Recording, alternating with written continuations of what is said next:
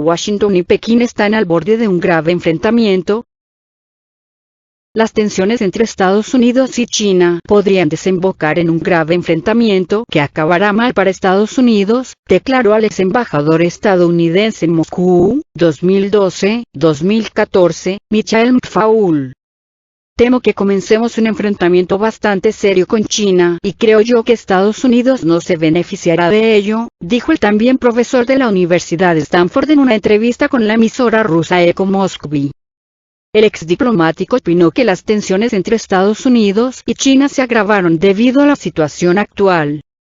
El 19 de abril el presidente estadounidense, Donald Trump, declaró que China podría ser conscientemente responsable por haber provocado la crisis, y que si la investigación de Estados Unidos lo comprueba, Pekín sufrirá consecuencias. El portavoz del Ministerio de Exteriores chino, Geng Shuang, llamó a Estados Unidos a dejar de hacer declaraciones irresponsables y abogó por unirse ante la crisis sanitaria global en vez de acusarse mutuamente. A finales de diciembre pasado China informó de la detección de un nuevo bicho en la ciudad de Wuhan, en la provincia de Hubei. A lo largo del mundo se han detectado más de 2,4 millones de casos de infección por el nuevo patógeno, incluidas más de 170.000 defunciones y más de 652.000 recuperaciones, según los cálculos de la Universidad estadounidense Johns Hopkins. Los inversores extranjeros están comprando la deuda pública china. En el primer trimestre de este año, la inversión en la deuda soberana de China aumentó un 28% en comparación con el mismo periodo del año pasado, según Bond Connect Company. Los bonos chinos parecen cada vez más atractivos para los inversores, pese a la epidemia que golpeó el país. El mercado de deuda soberana de China es uno de los más grandes del mundo, con 14 billones de dólares. La participación de los inversores extranjeros no es todavía muy alta, 319.000 millones de dólares. Sin embargo, comenzó a crecer rápidamente después del lanzamiento de Bond Connect, que permite a los inversores extranjeros invertir en los mercados de bonos de China continental a través de Hong Kong sin tener que abrir una cuenta comercial en China continental. Bond Connect liberó a los inversores extranjeros de una gran cantidad de trámites administrativos y facilitó el acceso al mercado de deuda soberana de China. Otro factor que atrajo a los inversores extranjeros fue la inclusión de los bonos denominados en yuanes en el índice Bloomberg Barclays Global Aggregate en abril del año pasado. Después de eso, 69.000 millones de dólares de capital extranjero se invirtió en los títulos chinos. El interés de los inversores creció aún más cuando Morgan Chase también incluyó los bonos chinos en sus índices, al seguir el ejemplo de Bloomberg. Es lógico invertir en la economía durante la fase de crecimiento, cuando el rendimiento de la inversión está casi garantizado. Pero ahora la situación es diferente. La economía de China se redujo en un 6,8% en el primer trimestre del año, por primera vez en varias décadas. La mayoría de los analistas consideraron que el declive de la economía china era inevitable debido a la crisis, que paralizó la producción y la actividad comercial. Al mismo tiempo, las ventas al por menor y la inversión en activos fijos en China cayeron casi un 20% en el primer trimestre. Sin embargo, las economías de otros países también están experimentando graves dificultades a medida que la crisis se va extendiendo por todo el mundo. Y la incertidumbre sobre la escala de la inminente crisis trae inestabilidad a los mercados mundiales. En este contexto, el mercado chino parece ser un refugio seguro para los inversores, comentó a Sputnik el experto del Centro de Economía Mundial y Desarrollo del Instituto Chino de Asuntos Internacionales Xu Xuemi. Según el analista, el interés de los inversores extranjeros en el mercado de la deuda china está creciendo por varias razones. En primer lugar, debido a la propagación de la crisis y a las fluctuaciones del mercado petrolero, la volatilidad de los mercados bursátiles mundiales ha aumentado y la gente ha tomado conciencia de los riesgos. En segundo lugar, debido a la política monetaria blanda de muchos países, la Reserva Federal y los bancos centrales de otros países han reducido drásticamente los tipos de interés. Así pues, la diferencia entre las tasas de los títulos de deuda estadounidenses y chinos está aumentando.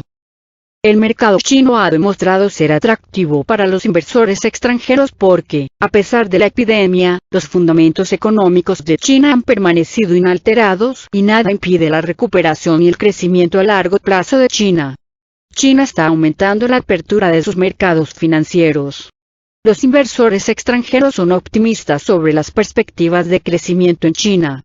Esto es lo más importante, aseguró Xu Xuemi.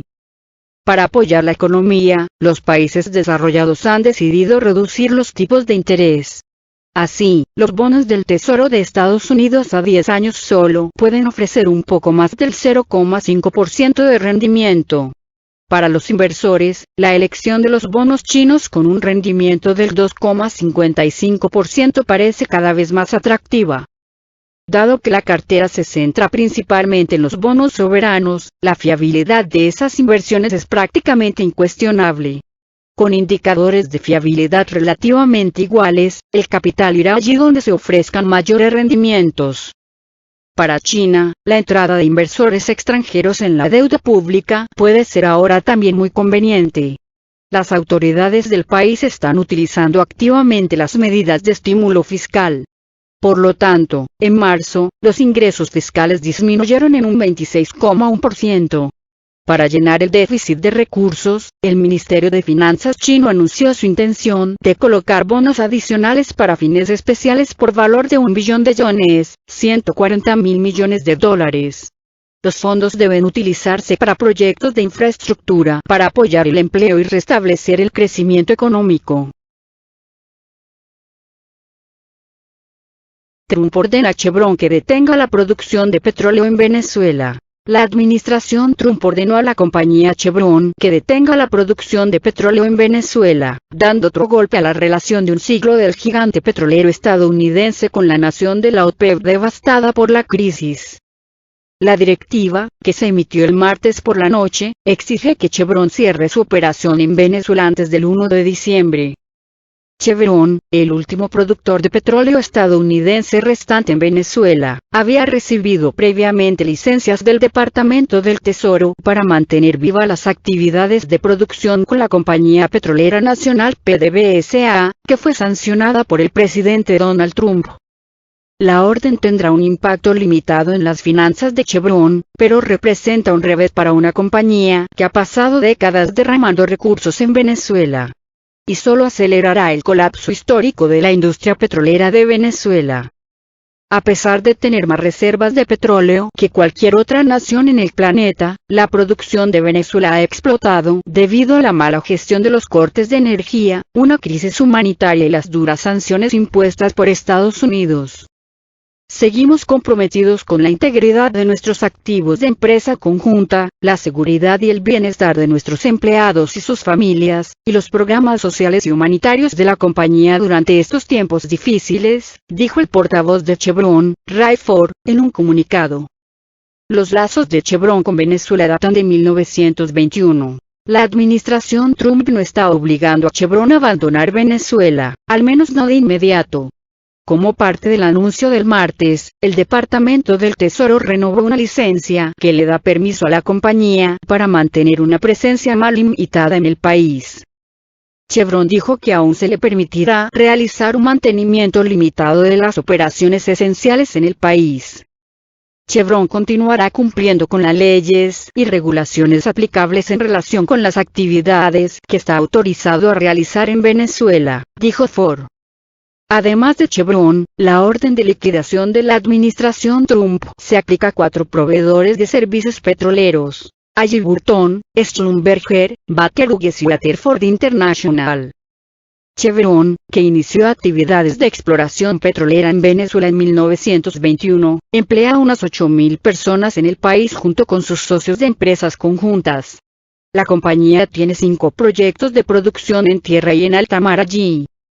Nuestro legado en Venezuela se remonta a la década de 1920 y desde entonces, nos enorgullece ser parte de las comunidades locales, contribuyendo a su desarrollo económico y social, dijo Ford. La compañía no podrá exportar petróleo ni producir petróleo desde Venezuela bajo la orden de la administración Trump. Chevron produjo solo unos 35.000 barriles de petróleo en Venezuela por día en 2019, menos del 2% de la producción total de petróleo de Chevron, de 1,9 millones de barriles diarios. Venezuela ha sido un apéndice inútil de la base de activos de Chevron durante muchos años debido a la crisis allí, dijo Paul Molchanov, analista de energía en Raymond James. Chevron y otras compañías petroleras han reducido recientemente sus gastos y producción en todo el mundo para combatir la caída histórica de los precios. La demanda de petróleo se ha evaporado durante la crisis, causando un exceso de suministro épico que hizo que los precios del petróleo en Estados Unidos fueran negativos esta semana por primera vez en su historia. Chevron y los 4 proveedores de servicios petroleros probablemente solicitarán una renovación de licencia después del 1 de diciembre que les permita mantener su presencia limitada en Venezuela. Las empresas estadounidenses han huido de Venezuela durante años. ExxonMobil y ConocoPhillips abandonaron Venezuela hace más de una década, después de que el presidente Hugo Chávez nacionalizara los campos petroleros administrados por extranjeros. Pepsi canceló su negocio en Venezuela en 2015 y sufrió una pérdida de $1.400 millones. Mondelez, Bridgestone, Colgate y Kimberly-Clark también cerraron sus operaciones en Venezuela.